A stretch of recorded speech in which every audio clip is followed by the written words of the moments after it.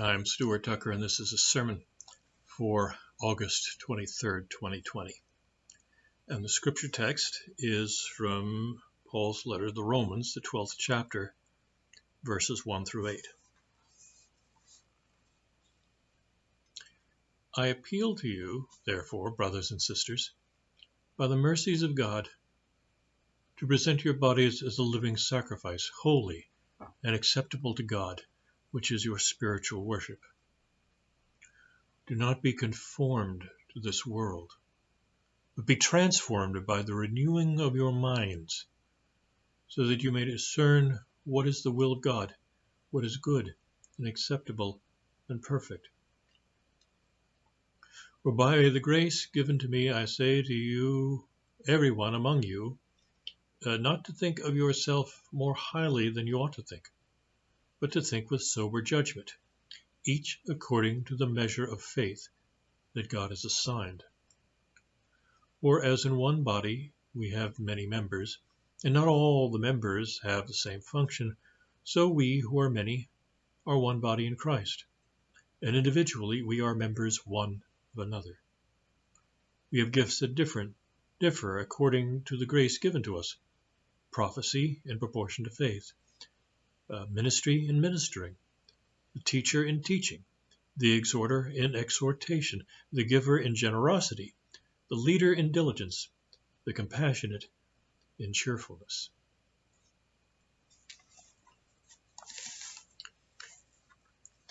Have you ever been transformed?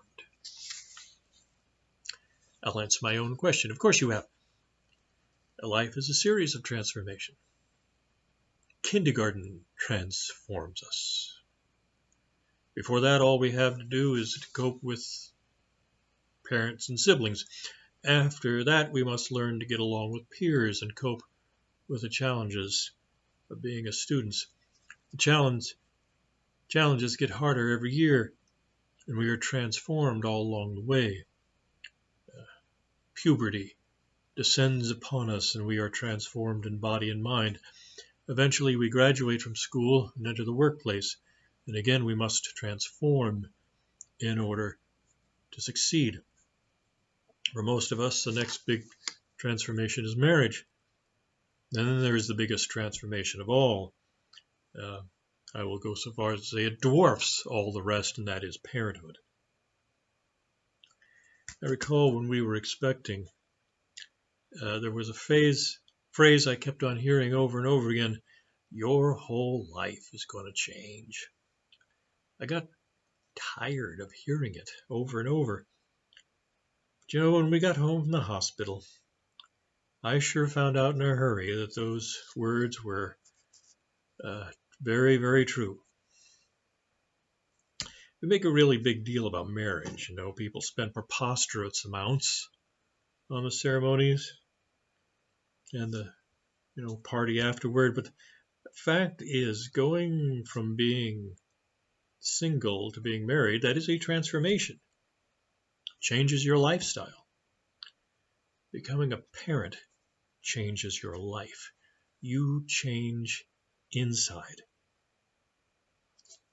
On the radio today, someone said his mother described to him, he was in the same situation, telling him how his life is going to change. And she said, it's like having your heart outside your body and walking around. That's what being a parent is like. If you go to any bookstore, even a relatively small one like the one on the corner, find a substantial section of board books for babies, and also books on baby and child care, everything from how to change diapers to how to start saving for college. Where does the drive to buy all those books and absorb all that information come from? From where do those reserves of selflessness and all-consuming protectiveness suddenly appear? I contend we change from the molecular level when we become parents. It's like a caterpillar growing wings. Part of our DNA, which up to that point has been dormant, suddenly kicks in. So the softest whisper makes us wake up in the middle of the night from a dead sleep and roll over and say, I got her last time, it's your turn.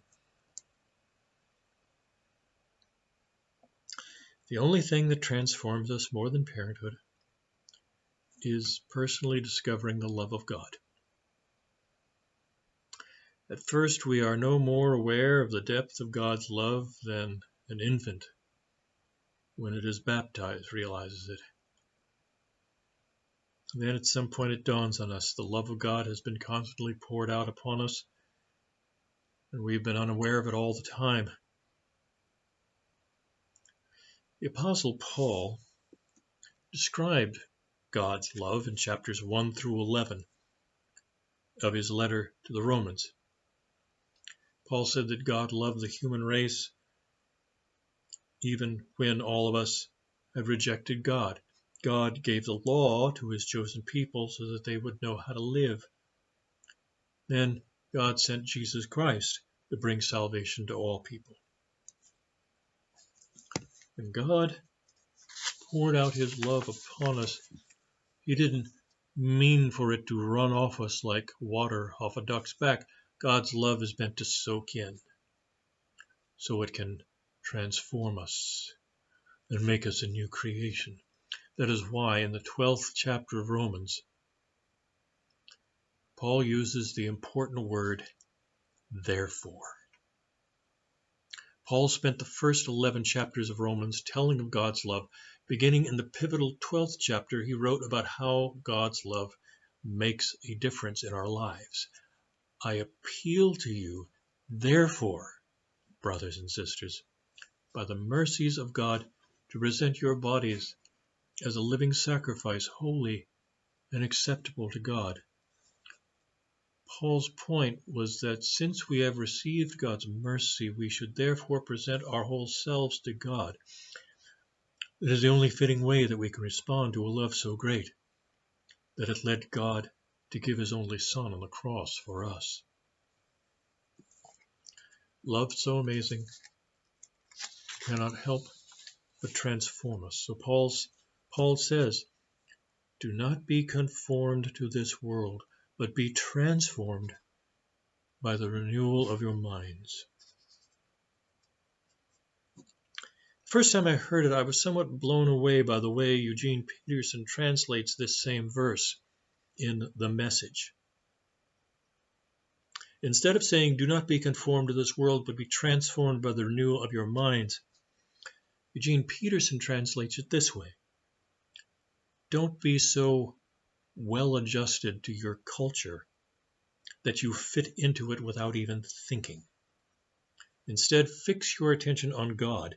You'll be changed from the inside out. You know, the church has always faced problems that threaten to destroy it. First persecution, then heresy, division. Now the one problem that threatens the earth, the church more than anything, is that we are being conformed to the world. There's an unforgettable question that a former pastor of mine, when I was growing up, used to ask. If being a Christian were a crime, would there be enough evidence to convict you? There needs to be a concrete difference between us before and after we receive Christ. That's what it means to be holy. To be holy literally means to be different, to be set apart. God called us to be a peculiar people. Flannery O'Connor, one of the South's great authors, an devout Christian, wrote, "You shall know the truth, and the truth shall make you odd." That's what it means to be a Christian. We are odd. In fact, we celebrate our oddness. We are out of it and proud of it. So let's take stock of ourselves this morning. Are you odd? Do people you go to school with think you're odd because you think for yourself and don't go with the crowd? Do people at your place of work think you're odd because Some things are more important to you than how much money you make. Do people at home think you're odd because you refuse to have certain television programs beyond because you don't want to dump toxic waste into your living room? Being a Christian was not meant to be easy. The cost of discipleship really hits home when we realize that being a Christian means being different. The comfortable thing would be to be conformed to this world. We are a people who have been called to be transformed by the renewing of our minds. Fortunately, we don't have to do that by ourselves. With human beings, it is impossible, but with God, nothing is impossible. And God, by His grace, has provided us the means by which miraculous changes can take place in our lives. Right now, we are in our homes because of the pandemic. I'm in my home, you're in yours, or wherever you are watching this. But we still have this connection, this mystical link. And I'm not talking about the internet. The Spirit makes us a community, whether we are forced to be apart or not. We make an effort. Some of us, meet on Sunday mornings at our regular worship hour at 9 o'clock. It's not the same as being in our church sanctuary with air conditioning and our wonderful organist, pianist playing us those wonderful classic hymns that we can sing. We can't do that now. Can't be in the small, airless room altogether. So we meet in the parking lot and have our fellowship and our prayer, and we meditate on the things of God. Because being the gathering, that's what, by the way, church means. The gathering makes it possible for us to be Christians. There are all kinds of different support groups in nearly every town. We have Alcoholics Anonymous. Can't meet in our church anymore, but used to. People who never were able to change on their own are changed because they are part of a community. Again, on the radio, someone was talking about recovering addicts and saying the opposite of addiction is not sobriety, it is community. Isolation is what leads people astray. And when I look on my personal experience as a Christian, there have been times of change and growth. There's plateau periods and there's these spikes where I can look back on and know that I changed by being part of a community, always as part of a community, never by myself, always the result of being part of a youth group or a Sunday school, going to seminary, part of a prayer group or a fellowship. I could never change or grow like that on my own. I always need the power of God transmitted through the faith community. For that reason, I'm always concerned when someone says they are a private Christian. This is someone who may have many good qualities, may in fact be very loving and moral, even devout, read their Bible and pray every day, but they choose not to be part of a community of faith.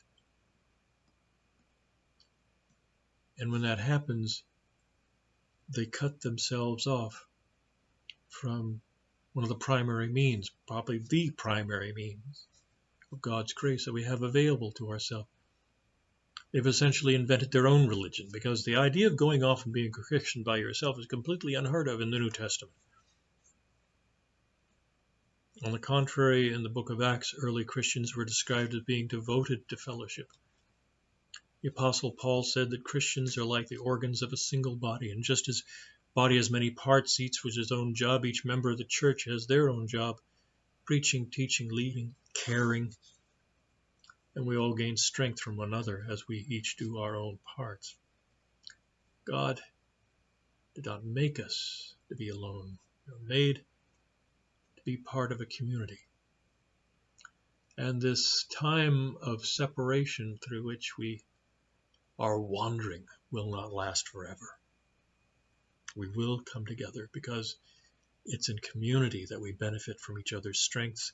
It is community that enables us to resist being conformed to this world.